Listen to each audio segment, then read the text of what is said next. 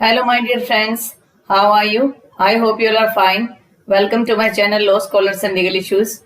I am Advocate Vanita. I am presenting here again with another important topic that is relating to CRPC. In the last previous class of CRPC, we have already discussed up to 143 sections. In the last lecture, we have discussed about the public nuisance in which the executive magistrate or EM or DM has some power to remove that nuisance. Or in today's lecture, we will further discuss the most important section of section 144, that is normally in sense in corona period or in any other period or any type of riot it can be imposed. तो ये क्या है, urgent cases of nuisance. जब urgent cases होते हैं nuisance के, जब बहुत ज्यादा जरूरत हो जाता है, कोई न्यूसेंस क्रिएट हो सकता है उस मामले में, या अप्रीहेंडेड डेंजर, जब खतरे की कोई बात होती है. तो हम नॉर्मली हमने सुना होगा कि धारा 144 लगा दी. धारा 144 का मतलब है 2-5 जने से ज्यादा लोग इकट्ठे नहीं होंगे. तो हमने नॉर्मली ऐसा ही सुना होता है, लेकिन एक्चुअल में इसमें क्या किस प्रकार से हम इसको लेकर चलेंगे वो थोड़ा सा डिस्कस कर लेते हैं. Power to issue order in urgent cases of nuisance और अप्रीहेंडेड डेंजर. जब आप कोई डेंजर, कोई खतरे की बात लग रही है, कोई न्यूसेंस की बात हो रही है, अर्जेंट केस है, उन मामलों में किसकी पावर है कि इश्यू करेगा वो कुछ ऑर्डर्स. सबसे पहला डीएम, एसडीएम और any EM specially empowered in the state government. There is sufficient ground for proceeding. अगर सफिशिएंट ग्राउंड है तो under this section and immediate prevention of speedy remedies, जहां पर बहुत ही जल्दी इमीडिएट कोई प्रिवेंशन, बचाव लेना है या कोई स्पीडी रेमेडी की जरूरत है, तो मजिस्ट्रेट क्या करेगा, by a written order stating the material fact of the case, के जरूरी फैक्ट बताते हुए, जो सेक्शन 134 के तहत जो हमने किया था उस प्रकार के सम्मन केसेस के हिसाब से जो ऑर्डर दे देगा. Direct any person to abstain from a certain act, किसी भी व्यक्ति को रोक दिया कोई ऐसा एक्ट आप नहीं करोगे. To take order with respect to certain property के रिस्पेक्ट है, पोजेशन और अंडर मैनेजमेंट के लिए जो इसके मैनेजमेंट की पावर है. सच मजिस्ट्रेट कंसिडर दैट, अगर उस मजिस्ट्रेट को लगता है कि such direction is likely to prevent, ये डायरेक्शन रोकने के लिए, रोकने का प्रयास करने के लिए, ऑब्स्ट्रक्शन रुकावट के लिए, एनोयंस का मतलब है कोई भी वहां पर अशांति पैदा करनी है, या कोई मान लो लॉफुली कोई व्यक्ति एम्प्लॉयड और उसको कोई चोट पहुंचाने का मैटर है, या डेंजर टू ह्यूमन लाइफ है, हेल्थ है, या मनुष्य की सेफ्टी से रिलेटेड है, या डिस्टर्बेंस हो रहा है, पब्लिक ट्रैंक्विलिटी, पब्लिक की जो शांति भंग हो रही है, या कोई रॉयट, कोई दंगा फसाद वगैरह हो रहा है, तो उस मामले में क्या कर सकते हैं, अप्रीहेंडेड, पहले से उम्मीद लगाई जा रही है, आशंका लगाई जा रही है, कोई खतरा आ सकता है, उस मामले में जो है धारा 144 जो लगाई जा सकती है. And order under this section में in cases of emergency, normally ये जो है इमरजेंसी केसेस में, और in cases where the circumstances do not admit of the serving in due time of notice upon the person against whom the order is directly passed ex parte. तो notice serve किया जाएगा और बिना notice serve किए हुए भी x parte order जो है कोर्ट इसमें पास कर सकती है. कहने का मतलब है जरूरी नहीं है कि नोटिस दिया जाए, इतना इमरजेंसी हो गया, इतना अर्जेंट हो गया तो एक्स पार्टे डिग्री के एक्स पार्टे ऑर्डर दे सकती है. An order under this section में भी डायरेक्टली पार्टिकुलर इंडिविजुअल, किसी व्यक्तिगत को दिया जा सकता है, to a person residing in a particular area, कोई व्यक्ति किसी विशेष जगह पर रह रहा है, और to the public generally even frequenting और विजिटिंग ए पार्टिकुलर प्लेस, जहां पर पब्लिक सामान्य तौर पर कहीं आती जाती रहती हो, उस जगह पर कोई ऑर्डर दिया जा सकता है. No order under this section shall remain in force, जो ये ऑर्डर है ये 2 महीने से ज्यादा टाइम तक नहीं रहेगा. लेकिन प्रोवाइजो कहता है कि इफ द स्टेट गवर्नमेंट को लगता है कि नेसेसरी है कि डेंजर जो है उसको रोकने के लिए, मनुष्य की लाइफ, हेल्थ और सेफ्टी को बचाने के लिए, रॉयट एफरिस को रोकने के लिए, तो नोटिफिकेशन से क्या कर सकती है, फर्दर पीरियड दे सकती है. कितने का, नॉट एक्सीडिंग 10 मंथ, यानी कि पहले 2 महीने और अब ये 6 महीने, तो टोटल कितने हो गए, टोटल 8 महीने का टाइम जो है दिया जा सकता है. 2 + 8 6, तो 8 महीने का टाइम जो है इस सेक्शन के तहत दिया जा सकता है कि 8 महीने तक कोई ऑर्डर लागू हो सकता है. एनी मजिस्ट्रेट में, कोई भी मजिस्ट्रेट, वेदर डीएम, एसडीएम और EM, either on in his motion, अपने आप सो मोटो, और on the application of any person aggrieved, जो व्यक्ति कोई एग्रीव्ड है, जो दुखी है, रिसाइंड और ऑल्टर एनी ऑर्डर को चेंज करवा सकता है उस मजिस्ट्रेट से या उसका फर्दर जो सबऑर्डिनेट होगा. द स्टेट गवर्नमेंट में either on its own motion और on the application of any person aggrieved, अपने आप स्टेट गवर्नमेंट या किसी एग्रीव्ड की एप्लीकेशन पर उस ऑर्डर को ऑल्टर कर सकती है. Where an application under subsection 5 और 6 रिसीव, जब कोई एप्लीकेशन जो है सबसेक्शन 5 और 6 में आती है तो क्या करेगा मजिस्ट्रेट या state government, as the case may be shall afford to the applicant an early opportunity. मान लो एक व्यक्ति ने शिकायत दी थी उसकी और जो एग्रीड हुआ है उसकी, दोनों को अपीयरेंस होने की एक जो अपॉर्चुनिटी उसे देंगे, चाहे वो पर्सनली आ जाए चाहे वो किसी वकील के थ्रू आ जाए। एंड इफ द मजिस्ट्रेट और द स्टेट गवर्नमेंट, अगर मजिस्ट्रेट या जो स्टेट गवर्नमेंट है, जैसे भी केस है, अगर वो चाहे तो रिजेक्ट कर सकता है पूरी की पूरी एप्लीकेशन को या पार्टली भी ही, और it shall record in writing, और उसके बाद वो जो है रिकॉर्डिंग करेगा, जो भी रीजंस हैं उनको रिकॉर्ड करेगा कि किस आधार पर जो है वो इसे रोक रहा है, किस आधार पर इसको कैंसिल कर रहा है। अब हम बात करते हैं 144 से जुड़ा हुआ कुछ करंट इशू। करंट इशू क्या है कि अगर हम 144 की बात करें, ये क्या करता है, ये डायरेक्टली पूरी तरह से डिस्ट्रिक्ट मजिस्ट्रेट, एसडीएम, ईएम को पूरी तरह से पावर देता है। और ये जो एडमिनिस्ट्रेटिव पावर है ये एक सर्टेन एक्ट के लिए, रिस्ट्रिक्शन के लिए बनाई गई है। लेकिन कई बार है सेक्शन 144 को भी क्या किया गया है, क्रिटिसाइज किया गया है, क्योंकि एक्चुअली ऐसे ऑर्डर की अपील तो होती नहीं है, रिवीजन लाई करती है और या फिर रिट पिटीशन फाइल हो सकती है। तो इनको क्रिटिसाइज इसलिए किया गया कि कई बार जो है अपनी पावर को मिसयूज भी किया जाता है। तो सबसे पहले क्रिटिसिज्म जो हुआ था सेक्शन 144 का, वो एक री आर्देशीर के केस में हुआ था। बहुत पुराना केस है तो हमारे लिए इतना इंपॉर्टेंट नहीं है। हमारे लिए इंपॉर्टेंट क्यों हो गया है 144? हमारे लिए इंपॉर्टेंट हो गया है कि जब धारा 370 आर्टिकल को जब हटाया गया और स्पेशल दर्जा जो जम्मू एंड कश्मीर का उसको रिमूव किया गया था, तो उस मामले में क्या हुआ कि एक तरीके से जब जम्मू कश्मीर का जो लॉकडाउन ऑर्डर आया था उसके बाद, तो उसके अंदर कहीं ना कहीं उस चीज को काफी हद तक पब्लिक को भी उस चीज ने अफेक्ट कर दिया। क्योंकि जब वो रिस्ट्रिक्शंस लगाई गई थी तो रिस्ट्रिक्शन जैसे इसमें बताया गया है कि पहले आप 2 महीने की लगा सकते हो और उसके बाद अगर आप चाहो तो वो टाइम भी बढ़ा सकते हो। तो उस मामले में 8 महीने तक रिस्ट्रिक्शंस लगाई जा सकती हैं। और अगर आप रूल्स की बात करें तो नॉर्मली ऐसा जब रूल लगाया जाता है, जब ये हालांकि वहां उम्मीद थी कि अप्रीहेंडिंग डेंजर था कि हो सकता है 370 का जो स्पेशल स्टेटस जो जम्मू कश्मीर का रिमूव किया गया, तो हो सकता है उसके बाद किसी प्रकार का इश्यू अराइज हो जाए। लेकिन जब इश्यू अराइज हुआ किस मामले में, इस मामले में इश्यू अराइज हो सकता था, उससे पहले जो मंत्री थे वहां के नेता थे उनको तो नजरबंद कर ही लिया गया, घर के अंदर ही उसे हाउस अरेस्ट कर दिया। लेकिन इसके साथ साथ इंटरनेट का भी पूरी तरह से बैन कर दिया गया। जब इंटरनेट को बैन किया गया तो क्या इंटरनेट को बैन करना, टेम्परेरी सस्पेंशन जो है टेलीकॉम सर्विसेज की, इंटरनेट की, तो क्या वो उसको लगा सकती है? तो ये जो इंटरनेट बैन किया गया था ये एक तरीके से एक्ट है, द टेम्परेरी सस्पेंशन एक्ट है of telecom service public emergency और पब्लिक सेफ्टी रूल्स 2017 के तहत जो है वो लगा सकता है। लेकिन जहां पर कोई सोवरेनिटी और इंटीग्रिटी ऑफ इंडिया की खतरे में पड़ रही हो, तो यहाँ क्या इंडिया की सोवरेनिटी या इंटीग्रिटी खतरे में पड़ रही थी जब इंटरनेट को पूरी तरह से वहां ब्लॉक कर दिया गया। जब इंटरनेट को ब्लॉक किया गया था तो उसके अंदर जो रिस्ट्रिक्शंस लगाई गई थी, तो उसमें जम्मू एंड कश्मीर के लॉकडाउन ऑर्डर के रिगार्डिंग कोर्ट में एक रिट फाइल की गई और रिट के अंदर ये बात कही गई कोर्ट ने कि आप जो है 144 को लगा सकते हो, लेकिन सब्जेक्ट टू जुडिशियल रिव्यू होगा। अगर आपने कोई ऐसा गलत जो एक ऑर्डर दे दिया तो उसके खिलाफ आप कोर्ट में भी जा सकते हैं। अब इश्यू आता है इंटरनेट ब्लॉकेड और जो ये धारा 144 है उसके बारे में। इंटरनेट ब्लॉकेड के बारे में अनुराधा बशीन वर्सेस यूनियन ऑफ इंडिया का केस है जो 2020 का, जो हमने लैंडमार्क जजमेंट की सीरीज है उसमें हमने डिस्कस भी किया है। तो वो मैं एक बार आपको जजमेंट बताती हूँ, फिर आपको समझ में आएगा कि क्या इंटरनेट बैन जो है वो 144 के तहत किया जा सकता है। क्या ऐसी restrictions, right to free speech और एक्सप्रेशन ऑफ ओपिनियन को आप जो है 144 के तहत अपनी पावर का एक्सरसाइज करके लगा सकते हो। तो उसके बारे में वो लैंडमार्क जजमेंट है जो मैंने 2020 के सुप्रीम कोर्ट के लैंडमार्क जजमेंट की एक सीरीज के अंदर उसको डिस्कस भी किया है।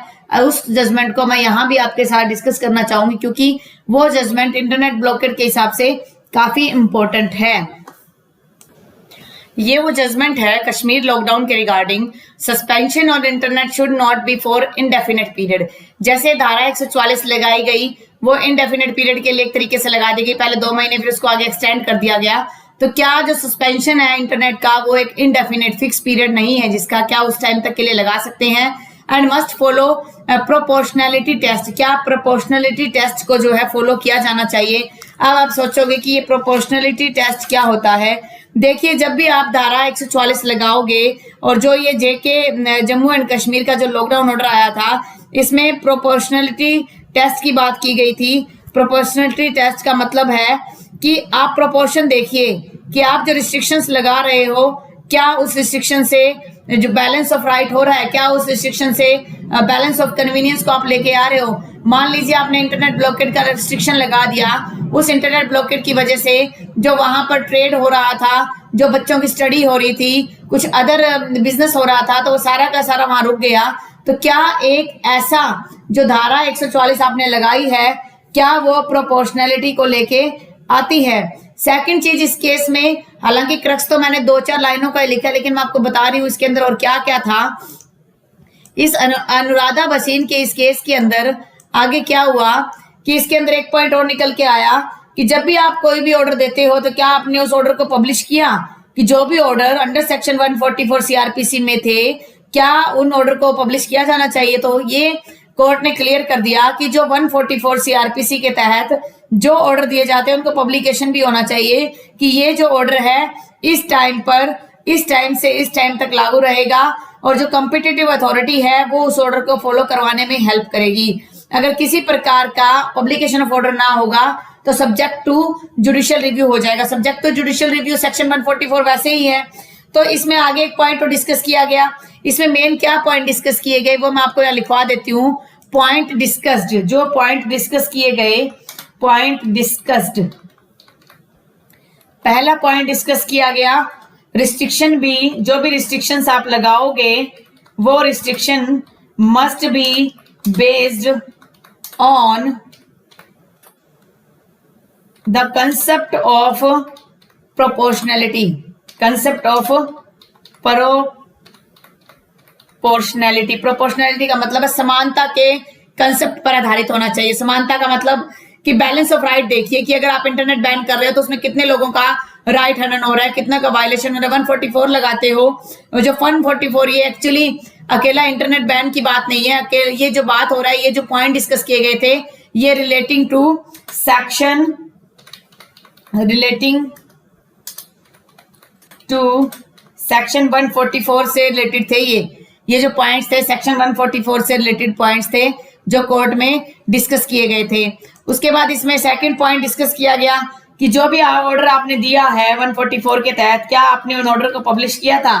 तो पब्लिकेशन जो है ऑर्डर का नेसेसरी है। Publication of order is necessary. आप ऐसा नहीं कि आपने ऑर्डर निकाल लिया और वो ऑर्डर आपने अपनी जो डिपार्टमेंट की बुक है वहीं पर रख लिया, तो उसका जो है कोई भी यहाँ पर फर्क नहीं पड़ने वाला।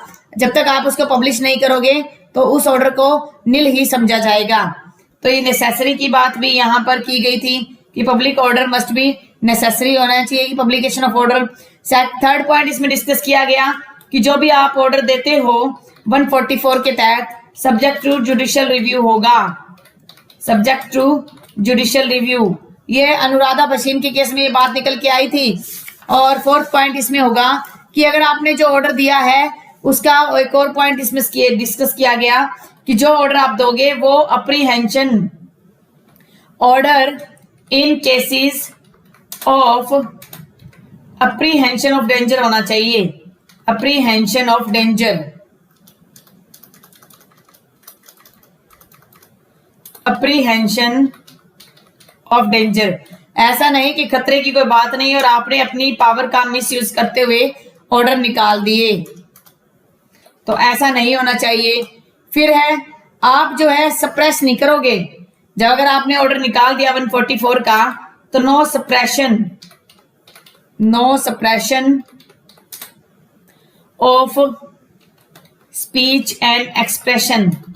जो स्पीच एंड एक्सप्रेशन का जो प्रोविजन आर्टिकल 19 में दिया गया है तो उसका भी एक्सप्रेशन जो है एक्सप्रेशन नहीं होना चाहिए। एक्सप्रेशन ऑफ ओपिनियन, हर किसी व्यक्ति को अपनी ओपिनियन का अधिकार है। नो रेपिटेटिव ऑर्डर, अगर आपने एक बार ऑर्डर निकाल दिया 2 महीने का, उसको आप एक्सटेंड कर सकते हो, लेकिन बार बार आप 2-2 महीने के ऑर्डर नहीं निकाल सकते। No repetitive. तो ये जो है हमारा ये जो जजमेंट है इसलिए इंपॉर्टेंट हो जाता है कि ये जो कुछ पॉइंट इसमें डिस्कस किए गए थे और ये पॉइंट आप सभी को पता होने चाहिए कि ये अनुराधा भसीन का जो ये केस है ये किस लिए इंपॉर्टेंट हो जाता है, क्योंकि अनुराधा भसीन के इस केस ने काफी हद तक जो डाउट्स थे किसी प्रकार के वो जो है यहाँ पर क्लियर कर दिए थे।